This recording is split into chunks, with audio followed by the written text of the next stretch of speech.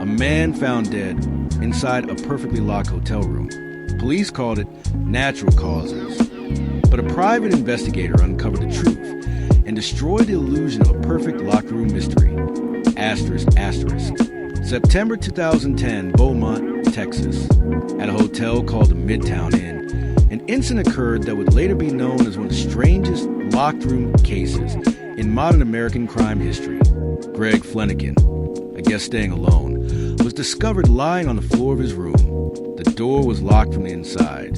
There were no signs of struggle, no broken furniture, no disarray, no forced entry. The windows were fully secured, and his body showed no external wounds of any kind. To the police, this looked like a classic sudden collapse. A quiet, peaceful room. A man found alone. No visible injuries. Their conclusion: natural death, likely a heart attack. But the calm surface began to crack almost immediately. His wife refused to accept it. My husband was healthy. He would not just fall over and die. This was not natural. Someone is responsible. She hired a private investigator known for solving complex cases with precision. Ken Brennan, a former DEA agent with years of experience reading crime scenes the way others read books. When Brennan reviewed the medical findings, something stood out. Inside the body, something was terribly wrong. A closer internal examination, requested by Brennan, revealed severe internal damage, broken ribs, trauma to organs, and signs of a massive impact. Yet the outside of the body was untouched. No bruises, no cuts, no blood, nothing to indicate an attack. Brennan immediately understood. This man did not die of natural causes. Something struck him with enormous force. But how you explain a violent internal injury with no visible wound, inside a locked room, with no weapon and no intruder? That contradiction was the key. Brennan sat on the floor of the hotel room, silently studying the layout, the bed, the carpet, the walls, the position of the body. Then the possibility emerged.